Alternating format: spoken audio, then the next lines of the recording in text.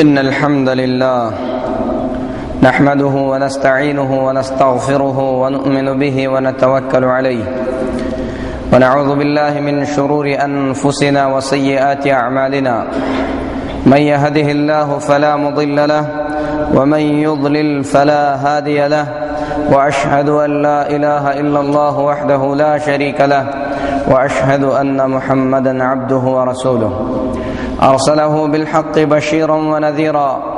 وداعيا إلى الله بإذنه وسراجا منيرا أما بعد فإن أحسن الحديث كتاب الله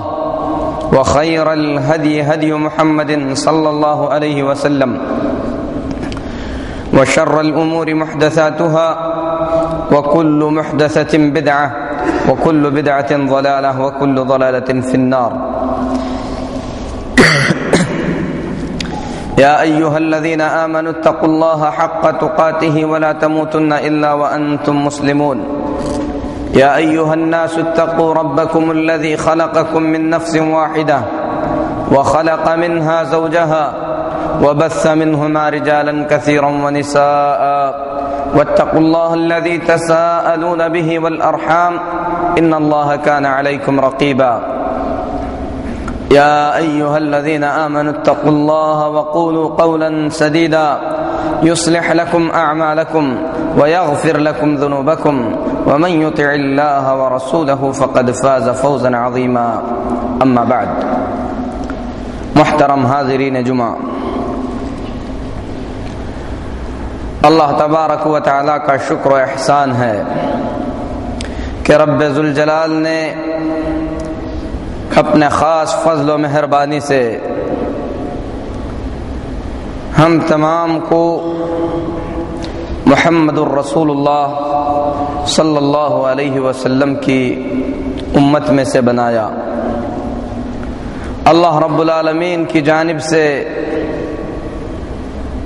صلاۃ و سلام نازل ہو اللہ کے تمام انبیاء علیہم الصلاۃ والتسلیم پر، بالخصوص نبی آخر الزمان محمد الرسول اللہ صلی اللہ علیہ وسلم کی ذات مبارکہ پر کہ آپ صلی اللہ علیہ وسلم کی لائی ہوئی تعلیمات پر عمل کرنے سے میرے محترم بھائیوں ہماری دنیا بھی سنورتی ہے اور آخرت کی کامیابی کی بھی ضمانت ہے۔ جمعہ کے ان خطبوں میں جس عظیم ہستی کا ذکر ہو رہا تھا وہ اللہ کے خلیل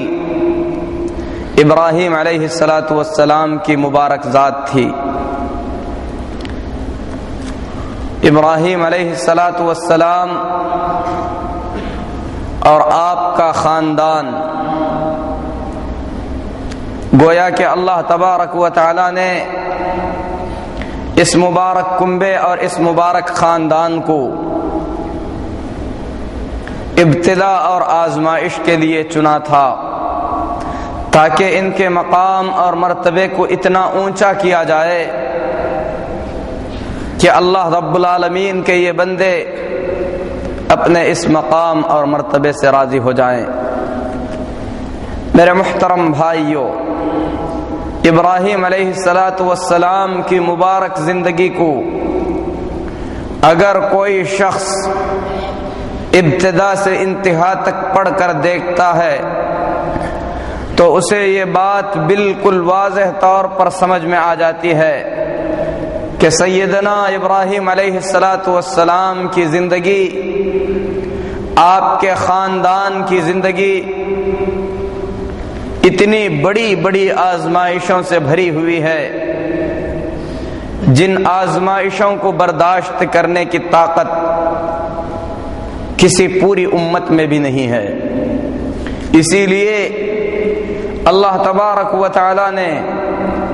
اپنے خلیل ابراہیم علیہ السلام کو، تنہا ابراہیم علیہ السلام کو اللہ تبارک و تعالی نے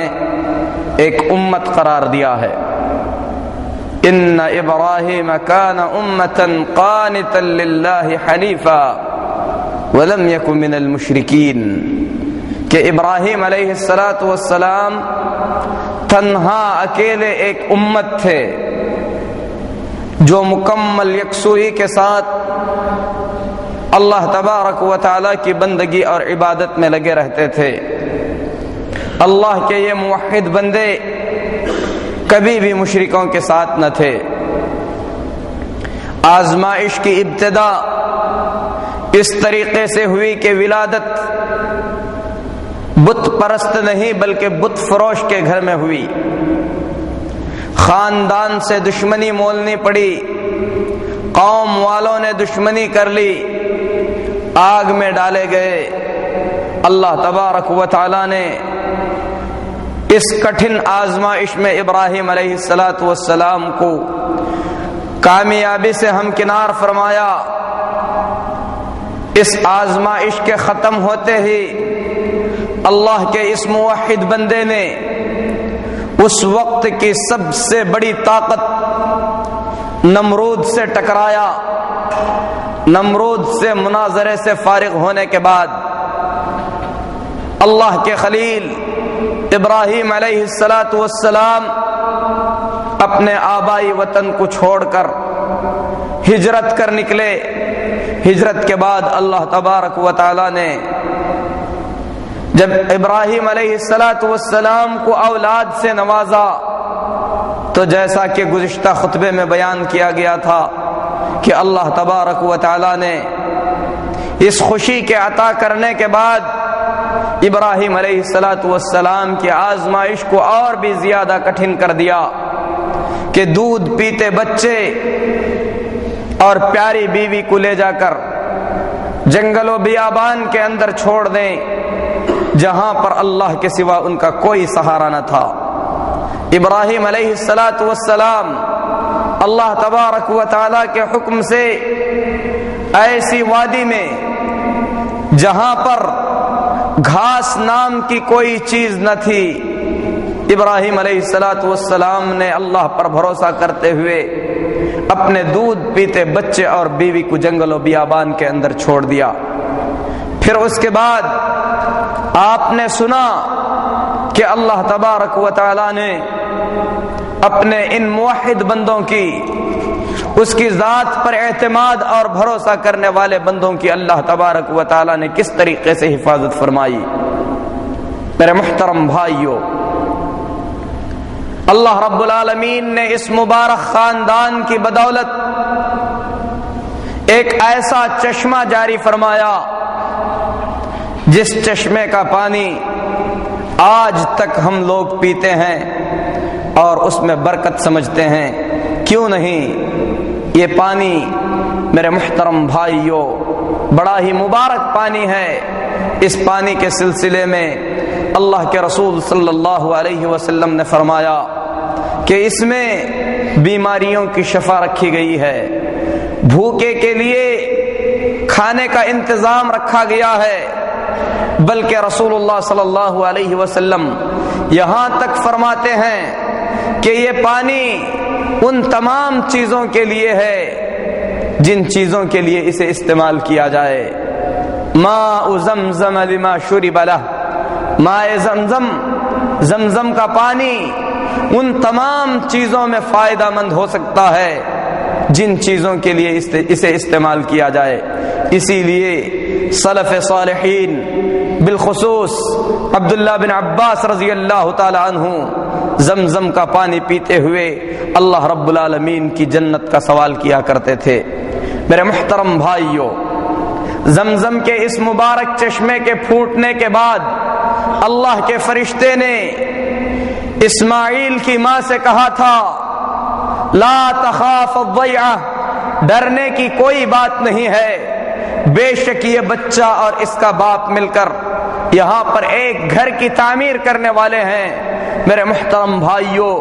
اس گھر کی تعمیر سے پہلے اللہ تبارک و تعالی نے اس مبارک خاندان کو ایک اور بڑی آزمائش میں ڈال دیا۔ وہ آزمائش ایسی آزمائش تھی جس آزمائش کی مثال اللہ کی قسم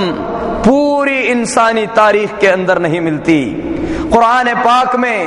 اللہ رب العالمین فرماتا ہے فَلَمَّا بَلَغَ مَعَهُ السَّعْيَ قال یا بنی انی ارى فی المنام انی اذبحک فانظر ماذا ترى۔ قرآن بیان کرتا ہے کہ جب اللہ کے خلیل ابراہیم علیہ السلام کا یہ چہیتا بیٹا جسے انہوں نے بچپن میں جنگل و بیابان کے اندر چھوڑ دیا تھا، صرف اللہ تبارک و تعالی کی ذات پر اعتماد کرتے ہوئے، اللہ کا یہ بندہ جب چلنے پھرنے کے لائق ہو گیا، اس قابل بن گیا کہ اپنے باپ کا ہاتھ بٹھا سکے، تو اللہ تبارک و تعالی نے ابراہیم علیہ السلام کو ایک اور بڑے امتحان میں ڈال دیا۔ اس امتحان کا ذکر ابراہیم علیہ السلام اپنے بیٹے کے سامنے ان الفاظ میں کرتے ہیں، یا بنی انی ارى فی المنام انی اذبحک فانظر ماذا ترى۔ بیٹے میں خواب میں دیکھ رہا ہوں کہ میں تجھے اپنے ہاتھوں سے ذبح کر رہا ہوں، بتا تیرا کیا خیال ہے۔ اللہ اکبر۔ ان کلمات میں سے ایک ایک لفظ انسان کے دل کو دہلانے کے لیے کافی ہے۔ بڑے ہی پیار و محبت کے ساتھ اپنے بیٹے سے کہتے ہیں، یا بنی، اے میرے بیٹے، انی ارى فی المنام انی اذبحک، میں خواب میں دیکھ رہا ہوں کہ میں تجھے ذبح کر رہا ہوں۔ محمد الرسول اللہ صلی اللہ علیہ وسلم بیان فرماتے ہیں، بخاری شریف کی روایت ہے، حضرت عبداللہ بن عباس رضی اللہ تعالی عنہ حدیث کے راوی ہیں، رؤیا الانبیاء وحی، انبیاء علیہم الصلاۃ والتسلیم کے جو خواب ہوتے ہیں وہ خواب وحی کا درجہ رکھتے ہیں، بلکہ وحی کی قسموں میں سے ایک قسم ہے۔ یعنی نبی خواب میں جو کچھ بھی دیکھ لے گویا وہ اللہ تبارک و تعالی کی طرف سے ان کو حکم ہوتا ہے۔ ابراہیم علیہ السلام نے اپنے بیٹے کو خواب میں ذبح کرتے ہوئے دیکھا، اس کا مطلب یہ تھا کہ ان کا رب اللہ تبارک و تعالی جو ہم تمام کا بھی رب ہے، یہ چاہتا ہے کہ ایک باپ اپنے بیٹے کو اپنے ہاتھوں سے ذبح کرے۔ اور میرے محترم بھائیوں، آزمائش ایسے باپ کی جا رہی ہے جسے 80 سال کے بعد اللہ تبارک و تعالی نے اولاد کی نعمت سے نوازا تھا، اور یہ بچہ پیدا ہونے کے بعد باپ سے جدا رہ کر تڑپتے ہوئے دن گزارا تھا۔ ابراہیم علیہ السلام کا دل اس بیٹے سے کس طریقے سے لگا ہوا ہوگا، اس کا اندازہ وہی باپ کر سکتا ہے جو اپنے بیٹے کو اس طریقے سے دور رکھ کر اسے دیکھنے کے لیے ترستا رہے۔ میرے محترم بھائیوں، بچہ جب جوانی کی حالت کو پہنچ گیا یا اس عمر کو پہنچ گیا جس میں باپ کا ہاتھ بٹھا سکتا ہے، اللہ تبارک و تعالی ابراہیم کو حکم دیتا ہے، اپنے خلیل کو حکم دیتا ہے کہ میری رضا کے لیے اپنے بیٹے کو ذبح کرنا ہوگا۔ میرے محترم بھائیوں، اللہ کا یہ خلیل، اللہ کے یہ موحد بندے جو اللہ رب العالمین کی ہر آزمائش کے لیے گویا تیار تھے، اللہ تبارک و تعالیٰ کے اس حکم کو بیٹے کے سامنے بیان کرتے ہیں۔ بیٹے کے بھی اطاعت کا جذبہ دیکھیے، اللہ رب العالمین سچ فرماتا ہے کہ اللہ نے آدم، آل عمران اور آل ابراہیم کو اللہ تبارک و تعالی نے ساری دنیا میں سے چن لیا ہے۔ یہ اللہ کے چنے ہوئے بندے ہیں۔ اللہ کے بندے اسماعیل علیہ السلام اپنے باپ کے حکم سے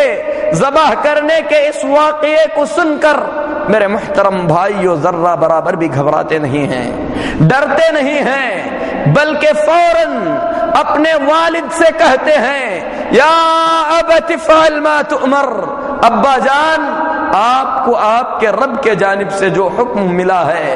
آپ اس حکم کو انجام دیجیے، ستجدنی انشاء اللہ من الصابرین، آپ دیکھیں گے کہ میں ان تمام حالات میں اللہ نے اگر چاہا تو صبر سے کام لوں گا۔ کیسی اطاعت ہے، کیسی فرما برداری ہے، اور باپ اور بیٹے کے بیچ اللہ رب العالمین کی اطاعت اور فرما برداری کا کیا جذبہ ہے۔ میرے محترم بھائیوں، یہ کوئی معمولی کھیل نہیں ہے، بلکہ یہ آزمائش جیسا کہ میں نے بیان کیا گویا ساری دنیا والوں میں سے کسی پر بھی ایسی آزمائش ڈالی نہیں گئی ہے کہ ایک باپ رضامندی کے ساتھ اپنے ہاتھ میں چھری لیے ہوئے اپنے بیٹے کی گردن کو کاٹ دے اور بیٹا بھی اس پر رضامند ہو جائے۔ اللہ اکبر، کیا ماجرا رہا ہوگا میرے محترم بھائیوں۔ باپ اور بیٹا مکمل رضامندی کے ساتھ اللہ تبارک و تعالیٰ کے دیے ہوئے اس حکم کو انجام دینے کے لیے نکل پڑتے ہیں۔ اور میرے محترم بھائیوں، اللہ رب العالمین فرماتا ہے فَلَمَّا أَسْلَمَا وَتَلَّهُ لِلْجَبِينِ، پھر اس کے بعد کیا تھا؟ جب رب کے حکم کی تعمیل کے لیے وہ دونوں تیار ہو گئے اور ابراہیم نے اپنے بیٹے کو پیشانی کے بل لٹا دیا۔ امام مجاہد، امام ابن عباس، امام ضحاک اور دوسرے تمام مفسرین کہتے ہیں کہ ابراہیم علیہ السلام نے یہ کام اس لیے کیا، اپنے بیٹے کو پیشانی کے بل اس لیے لٹایا تاکہ ذبح کرتے وقت ان کے دل کے اندر کسی بھی طریقے کا کوئی تردد پیدا نہ ہو۔ اللہ فرماتا ہے پیشانی کے بل بیٹے کو لٹا دیا گیا، پھر اس کے بعد باپ نے صرف اللہ کے حکم کی تعمیر کے خاطر اپنے بیٹے کے گردن پر چھری بھی رکھ دی، چھری گھمانا شروع کر دیا۔ اللہ تبارک و تعالی نے باپ اور بیٹے کے دلوں کی کیفیت کو جان لیا کہ یہ اللہ کے حکم کے خاطر جو کچھ بھی ہو کر سکتے ہیں۔ اللہ رب العالمین نے آسمان سے ندا دے کر پکار کر کہا نادیناہ ان یا ابراہیم قد صدقت الرؤیا انا کذالک نجزی المحسنین۔ اللہ اکبر، آسمان اور زمین کا کیا عالم رہا ہوگا کہ ایک مشفق باپ اپنے بیٹے کو پیشانی کے بل لٹایا ہوا ہے اور ہاتھ میں چھری لیے اپنے ہی بیٹے کی گردن کو کاٹ رہا ہے، اور ساری دنیا میں اس کام کے لیے انہیں کوئی مجبور کرنے والا نہیں، بس صرف ان کے رب کا حکم ہے جس حکم کو یہ انجام دے رہے ہیں۔ اللہ تبارک و تعالی نے جب ابراہیم علیہ السلام کی اس ادا کو دیکھ لیا، اسماعیل علیہ السلام کی اس فرما برداری کو دیکھ لیا، آسمان سے پکار کر کہا گیا یا ابراہیم قد صدقت الرؤیا انا کذالک نجزی المحسنین۔ ابراہیم تم نے اپنے خواب کو سچ کر دکھلایا، ہم احسان کرنے والوں کو ایسا ہی بدلہ دیتے ہیں۔ مختلف روایات ہیں لیکن ان میں سے کسی کی بھی سند کا کوئی پتہ نہیں کہ میرے محترم بھائیوں، بعض روایات سے یہ پتہ چلتا ہے کہ اسماعیل علیہ السلام کے گردن پر اللہ تبارک و تعالی نے پیتل کا ایک غلاف چڑھا دیا جس سے چھری کام نہ کر سکی، لیکن ان تمام روایات کا کوئی پتہ نہیں۔ اللہ تبارک و تعالی کا جو بھی حکم تھا وہ حکم تعمیل میں آ گیا۔ اللہ تبارک و تعالی نے ابراہیم علیہ السلام کے دل کے ارادے کو دیکھ لیا، پھر اس کے بعد اللہ فرماتا ہے وَفَدَيْنَاهُ بِذِبْحٍ عَظِيمٍ، ہم نے ابراہیم علیہ السلام کے اس کارنامے کے بدلے میں ایک بڑی قربانی کا فدیہ انہیں دے دیا۔ یہی وہ قربانی ہے جسے میں اور آپ ان دنوں میں انجام دیتے ہیں۔ میرے مسلمان بھائیوں، یہ قربانی صرف ایک جانور کے ذبح کرنے کا نام نہیں ہے۔ جانور کوئی بھی ذبح کر سکتا ہے۔ جانور کے ذبح کرتے وقت اگر انسان کے دل میں وہ جذبہ پیدا نہ ہو جو جذبہ ابراہیم اور اسماعیل علیہم الصلاۃ والتسلیم کا تھا تو ان قربانیوں کا کوئی فائدہ نہیں۔ اسی لیے رب ذوالجلال قربانی کی حقیقت کو بیان کرتے ہوئے فرماتا ہے لن ینال اللہ لحومها ولا دماؤها ولکن ینالہ التقوی منکم۔ اللہ کے بندو، ان جانوروں کی قربانی کا گوشت، ان جانوروں کی قربانی کا خون اللہ تبارک و تعالی تک نہیں پہنچتا۔ اگر کوئی چیز پہنچتی ہے تو وہ دلوں کا تقوی اور پرہیزگاری پہنچتی ہے۔ جس آدمی کے دل میں جتنا زیادہ تقوی ہے اس کی قربانی اللہ کے پاس اتنی ہی زیادہ مقبول اور اتنی ہی زیادہ پسندیدہ اور پیاری ہے۔ اللہ تبارک و تعالی نے قربانی کو ذکر کرنے کے بعد فرمایا وَلَٰكِن يَنَالُهُ التَّقْوَىٰ مِنكُمْ، لیکن اللہ تبارک و تعالی کو تمہارا تقوی اور پرہیزگاری پہنچتی ہے۔ تقوی کسے کہتے ہیں؟ تقوی کے کیا معنی ہیں؟ تقوی کے معنی ہیں میرے محترم بھائیو، اللہ تبارک و تعالی کے احکام کو اللہ تبارک و تعالی کی مرضی کے لیے اللہ رب العالمین کے ثواب کی امید رکھتے ہوئے علم کی روشنی میں انجام دینے کا نام تقوی ہے۔ علم کی روشنی میں اللہ تعالی کے جو احکام ہیں ان احکامات کو اللہ تبارک و تعالی کی جنت اور اللہ تبارک و تعالی کے ثواب کی امید سے جو آدمی انجام دیتا ہے وہ متقی ہے۔ اللہ تبارک و تعالی نے جن چیزوں سے منع فرمایا ہے، اللہ رب العالمین کے عذاب سے ڈرتے ہوئے علم و بصیرت کی روشنی میں اگر آدمی اللہ کی منع کردہ چیزوں سے بچتا ہے تو یہ تقوی اور پرہیزگاری ہے۔ یعنی تقوی اور پرہیزگاری کا مطلب یہ ہے کہ آدمی اللہ کے احکام کو بجا لائے، اللہ نے جن باتوں کے کرنے کا حکم دیا ہے ان کاموں کو کرے، اللہ نے جن کاموں سے منع فرمایا ہے ان کاموں سے بچتا رہے۔ ان دونوں چیزوں میں صرف اللہ تبارک و تعالیٰ کے ثواب کی امید یا اللہ تبارک و تعالیٰ کے عذاب کا خوف آدمی کے دل میں پیدا ہو جائے تو میرے محترم بھائیو، جس آدمی کے دل میں جتنا تقوی ہوگا اس کی قربانی اللہ تبارک و تعالیٰ کے نزدیک اتنی ہی زیادہ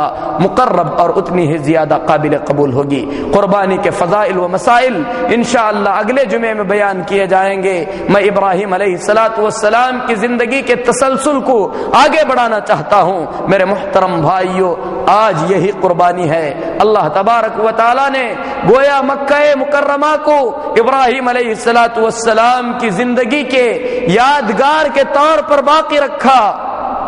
صفا و مروہ کی سعی ہے تو حاجر علیہ السلام کے اس کارنامے کی یادگار ہے جو انہوں نے ننھے اسماعیل کے لیے انجام دی تھی۔ اسی طریقے سے زمزم کا کنواں ہے تو اسماعیل علیہ السلام کی پیاس بجھانے کے لیے نکالا گیا تھا۔ اسی طریقے سے میرے محترم بھائیو، قربانیاں ہیں تو یہ قربانیاں ابراہیم علیہ السلام کی دی گئی اس عظیم قربانی کی یادگار ہے جس کی مثال پوری تاریخ نے کبھی نہیں دیکھی ہے۔ میرے محترم بھائیو،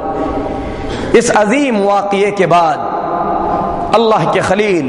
ابراہیم علیہ السلام کو اللہ تبارک و تعالیٰ کی طرف سے حکم ملتا ہے کہ مکہ مکرمہ کے اندر اللہ تبارک و تعالیٰ کے اس عظیم گھر کو تعمیر کریں جس عظیم گھر کی زیارت کا اللہ تبارک و تعالیٰ نے اسلام کے ارکان میں سے ایک رکن کا درجہ عطا فرمایا ہے۔ میرے محترم بھائیو، اللہ تبارک و تعالیٰ اس عظیم گھر کے تعمیر کے کارنامے کو قرآن مجید کے کئی مقامات پر بیان فرمایا ہے۔ ایک جگہ پر اللہ تعالیٰ فرماتا ہے وَإِذْ بَوَّأْنَا لِإِبْرَاهِيمَ مَكَانَ الْبَيْتِ أَلَّا تُشْرِكْ بِي شَيْئًا وَطَهِّرْ بَيْتِيَ لِلطَّائِفِينَ وَالْعَاكِفِينَ وَالرُّكَّعِ السُّجُودِ۔ اور جب ہم نے ابراہیم علیہ السلام کو خانہ کعبہ کی حدود بتلا دیے، اللہ تبارک و تعالی ان آیات میں فرماتا ہے کہ جب ہم نے ابراہیم علیہ السلام کو نشاندہی کر دی کہ خانہ کعبہ کی بنیادیں کہاں پر ہیں، پھر اس کے بعد ہم نے ابراہیم علیہ السلام سے کہا میرے محترم بھائیو، اس گھر کی تعمیر کی جا رہی ہے۔ تعمیر سے پہلے اللہ تبارک و تعالی اپنے اتنے موحد بندے جس نے توحید کے خاطر کتنی بڑی بڑی قربانیاں دی، اللہ کا کیا حکم ہے؟ قرآن مجید کے الفاظ ہیں، اللہ فرماتا ہے اللہ تشرک بی شیئا، کہ میرے ساتھ کسی کو شریک نہ کرنا۔ شرک سے بچنے کی دعوت صرف غیر مسلموں کے لیے نہیں بلکہ ایک انسان کی زندگی میں ابتدا سے لے کر اس کی موت تک داخل ہونی چاہیے، بلکہ شرک سے بچنے اور توحید پر ثابت قدم رہنے کی دعوت اللہ تبارک و تعالی نے قرآن مجید کے اندر اپنے انبیاء علیہم الصلاۃ والتسلیم کو جگہ جگہ پر دیا ہے۔ یہاں پر اللہ رب العالمین اپنے خلیل ابراہیم علیہ السلام کو، جن کو اسی توحید کی خاطر آگ میں ڈالا گیا تھا، جنہیں اسی توحید کے خاطر اپنے وطن سے نکالا گیا تھا، وہ ابراہیم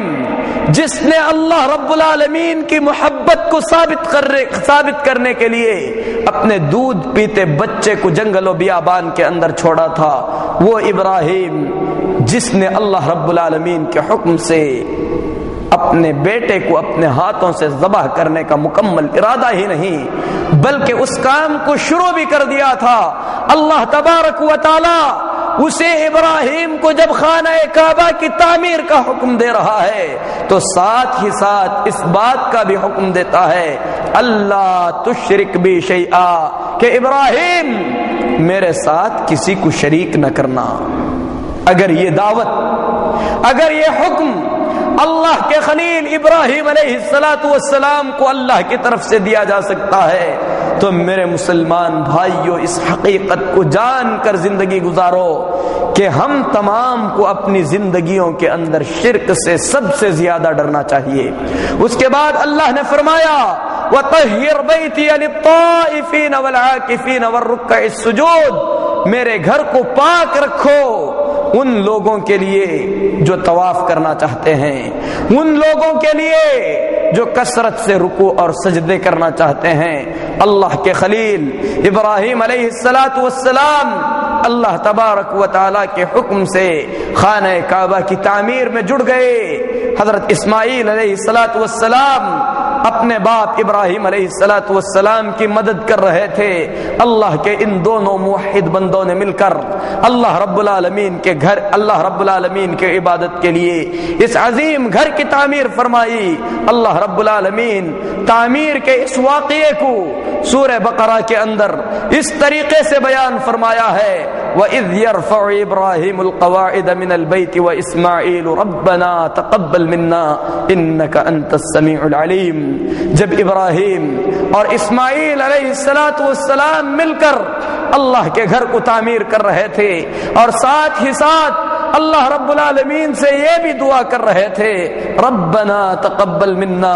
انک انت السمیع العلیم، اے اللہ ہماری طرف سے کیے جانے والے اس عمل کو تو قبول فرما لینا، بے شک تو سننے والا اور جاننے والا ہے۔ اللہ اکبر، اللہ کے ان بندوں کو اپنے عمل کی قبولیت کی کتنی فکر ہوا کرتی تھی، خالص اللہ کے لیے عمل انجام دیتے ہوئے ڈرتے تھے کہ کہیں یہ عمل اللہ رب العالمین کی طرف سے رد نہ کر دیا جائے۔ اللہ کے گھر کی تعمیر کر رہے تھے، تعمیر کرتے کرتے ساتھ میں دعا بھی ہو رہی تھی ربنا تقبل منا انک انت السمیع العلیم۔ پھر اس کے بعد اللہ کے خلیل، اللہ کے حبیب ابراہیم علیہ السلام نے اور بھی دعائیں کی۔ ان دعاؤں کے اندر ابراہیم علیہ السلام نے فرمایا کہ اے اللہ اس گھر کو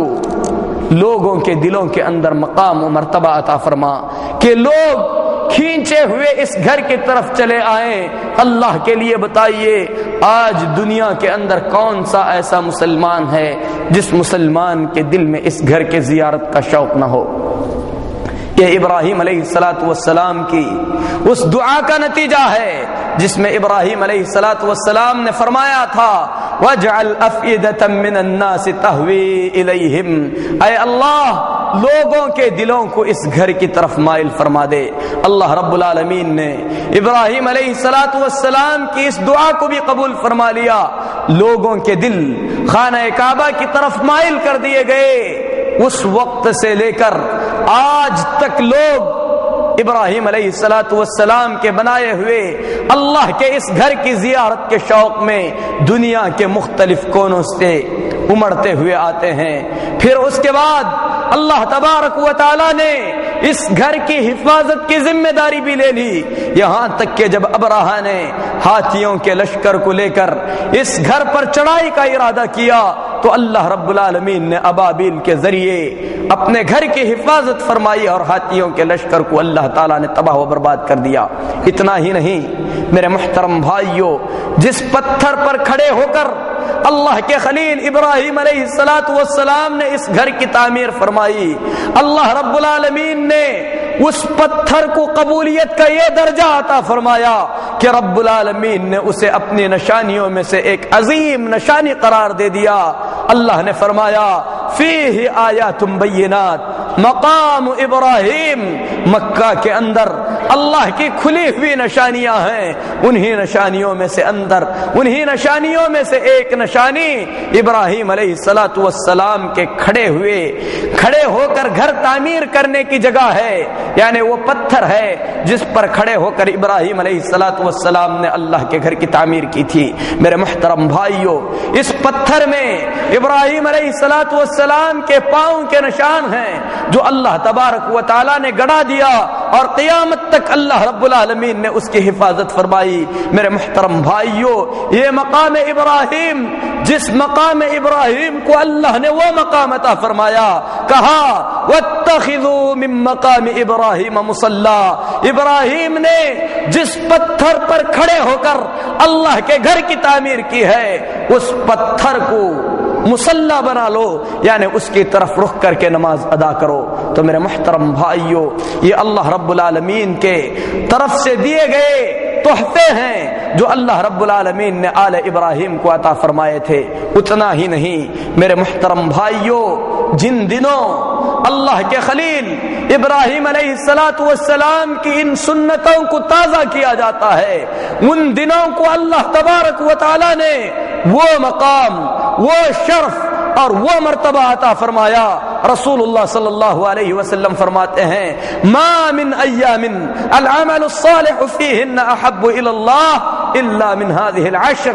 ساری دنیا کے دنوں میں اللہ تبارک و تعالی کے نزدیک اگر نیک عمل سب سے زیادہ پیارا ہو سکتا ہے تو وہ ان 10 دنوں میں کیا ہوا نیک عمل ہو سکتا ہے۔ صحابہ نے کہا اے اللہ کے رسول صلی اللہ علیہ وسلم، سارے اعمال میں سب سے زیادہ افضل، سب سے زیادہ اچھا عمل ان 10 دنوں میں کیا جانے والا عمل ہے، تو کیا اور دنوں میں اگر کوئی شخص اللہ کے راستے میں جہاد کرے تو اس سے بھی زیادہ افضل ہوگا؟ اللہ کے رسول صلی اللہ علیہ وسلم نے فرمایا ان 10 دنوں میں کیا جانے والا نیک عمل اللہ تبارک و تعالی کے نزدیک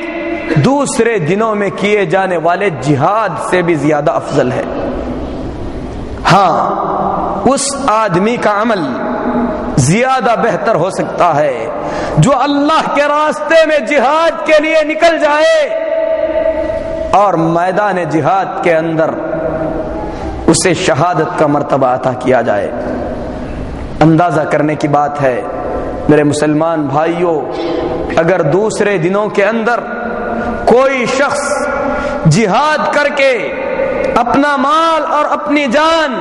اللہ کے راہ میں قربان کرتا ہے تو بس اسی آدمی کا عمل ان دنوں کے اندر کیے جانے والے نیک اعمال سے افضل ہو سکتا ہے۔ اسی لیے اہل علم اس بات پر متفق ہیں کہ سال کے پورے دنوں میں اللہ رب العالمین کے نزدیک سب سے زیادہ افضل اور سب سے زیادہ پیارے دن ذی الحجہ کے ابتدائی 10 دن ہیں۔ ذی الحجہ کے مہینے کے ابتدائی 10 دن اللہ رب العالمین کی نظر میں تمام دنوں سے زیادہ افضل ہیں، یہاں تک کہ اہل علم کتاب و سنت کی روشنی میں اس بات کو واضح کرتے ہیں کہ رمضان المبارک کے دن بھی ان 10 دنوں کے مقابلہ نہیں کر سکتے فضل اور مرتبے کے اعتبار سے۔ یہاں تک کہ رمضان المبارک کے آخری عشرے کے سلسلے میں امام ابن القیم رحمت اللہ علیہ فرماتے ہیں کہ رمضان المبارک کی آخری 10 راتیں ان 10 دنوں کی راتوں سے زیادہ افضل ہو سکتی ہیں، لیکن رمضان المبارک کے آخری 10 دن بھی ذی الحجہ کے مہینے کے ابتدائی 10 دنوں سے افضل نہیں ہو سکتے۔ اللہ کے لیے بتائیے ہم ان 10 دنوں سے کتنے غافل ہیں؟ میرے محترم بھائیوں، ان 10 دنوں کا مقام، ان 10 دنوں کا مرتبہ اللہ رب العالمین کے پاس بہت ہی زیادہ ہے۔ لہذا ہم تمام کو چاہیے کہ ان 10 دنوں کے اندر کثرت سے اللہ رب العالمین کی عبادت کریں۔ اللہ کے رسول صلی اللہ علیہ وسلم نے فرمایا یہ 10 دن اللہ کے نزدیک تمام دنوں میں سب سے زیادہ افضل ہیں۔ فَأَكْثِرُوا فِيهِنَّ مِنَ التَّحْلِيلِ وَالتَّكْبِيرِ، ان 10 دنوں کے اندر کثرت سے اللہ کی تکبیر، اللہ رب العالمین کی بڑائی بیان کرو، کثرت سے صدقے اور خیرات کرتے رہو، کیونکہ ان 10 دنوں میں کیا جانے والا نیک عمل اللہ رب العالمین کو سب سے زیادہ پیارا لگتا ہے۔ اس لیے میرے محترم بھائیو، ان 10 دنوں کے مقام اور مرتبے کو سمجھو۔ تو ابراہیم علیہ السلام نے اللہ رب العالمین کے گھر کی تعمیر فرمائی۔ اللہ تبارک و تعالی نے مکہ مکرمہ کو آسمان و زمین کے پیدائش کے دن سے لے کر آج تک حرمت والا بنایا ہے، اس کی حرمت قیامت کے دن تک باقی رہے گی۔ مکہ کے اندر کسی جانور کا شکار نہیں کیا جا سکتا، مکہ کی زمین کے اندر اگنے والے گھاس کو نہیں اکھاڑا جا سکتا،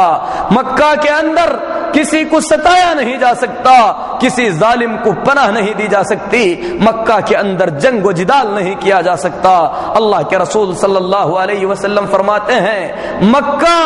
حرم ہے، اس کی حرمت آسمان اور زمین کی پیدائش سے لے کر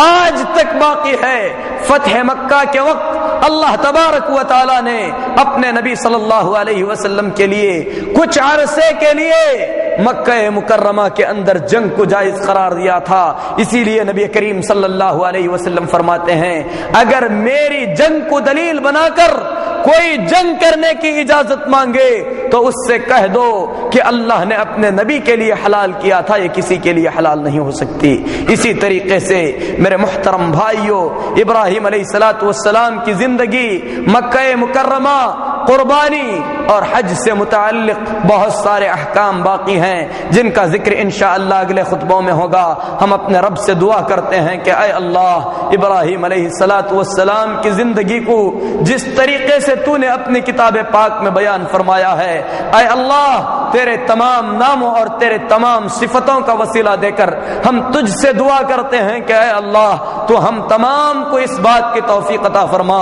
کہ اس عظیم بندے ابراہیم علیہ السلام کی زندگی میں اپنے آپ کو اسوہ تلاش کر کے ہم ان کے مطابق زندگی گزار سکیں۔ اے اللہ تو ہم تمام کو نبی اکرم محمد الرسول اللہ صلی اللہ علیہ وسلم کا سچا امتی بنا۔ اے اللہ قیامت کے دن جنت الفردوس میں تیرے تمام انبیاء علیہم الصلاۃ والتسلیم کے ساتھ تو ہم تمام کو جمع فرما۔ اے اللہ تو اپنے اور اپنے نبی کے دیدار سے اے اللہ تو ہمیں محروم نہ فرما۔ اقول قولی ھذا واستغفر اللہ لی ولکم ولسائر المسلمین فاستغفروہ انہ هو الغفور الرحیم۔